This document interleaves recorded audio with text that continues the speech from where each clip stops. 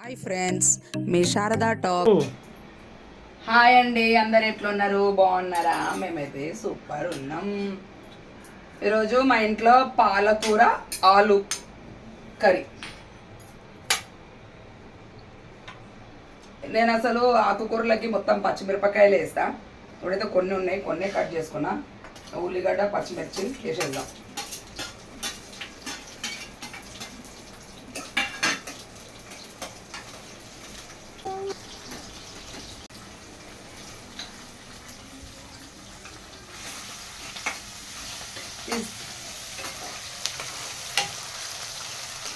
కొద్దిగా అల్లం ఎల్లిగడ్డ, కొంచెం పసుపు,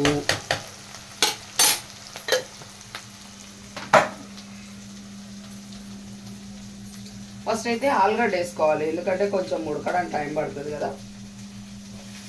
నా వాయిస్ అయితే కొంచెం చేంజ్ అయిందంటే అది అస్సలు పోతనే లేదు. ఏమైందో ఏమో గొంతుకు, ఆ నోరు అట్లా బొంగు పోయింది. ఇగో మావి ఇవి లొల్లి లొల్లి పెట్టిస్తాయి బాగా. ఏం చేయాలండి, ఏం చేయాలి? ఒకరు కాకపోతే ఒకరు ఇంట్లో, మా ఇంట్లో లొల్లి పెట్టిస్తాయి. ఇక నా గొంతే చేంజ్ అయ్యింది.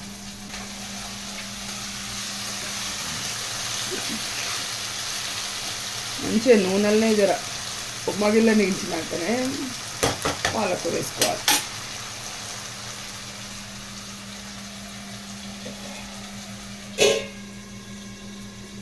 అదే చూపించిన చెప్పు.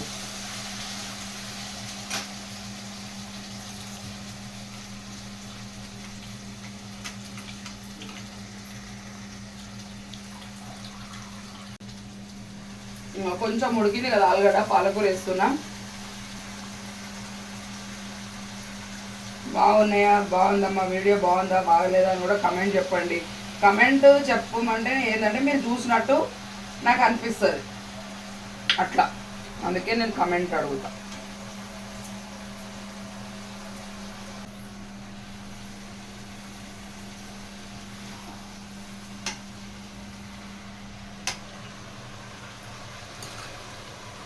పాలక్ పన్నీర్ అంటారు.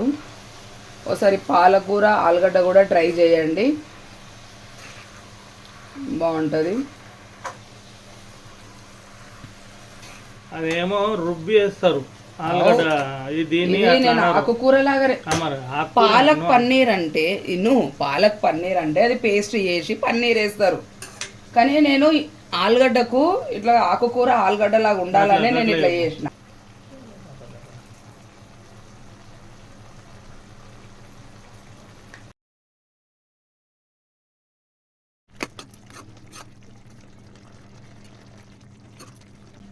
కారం ఉప్పు వేసిన. మీకు ఎసరులాగా కావాలి, ఆలుగడ్డ అయితే ఉడికింది, ఎసరులాగా కావాలనుకుంటే ఇట్లా ఎసరుతోటి పెట్టుకోండి. లేదు ఇంకొంచెం దగ్గర కావాలండి, వాటర్ అంతా ఇంకేటట్టు పెట్టుకోండి. ఈ ఆలుగడ్డ పాలకూర బాగుంటుంది టేస్ట్, మీరు కూడా ట్రై చేయండి. కొంచెం అయితే నేను దగ్గర పెట్టేటట్టు చూస్తున్నా కొద్దిగా.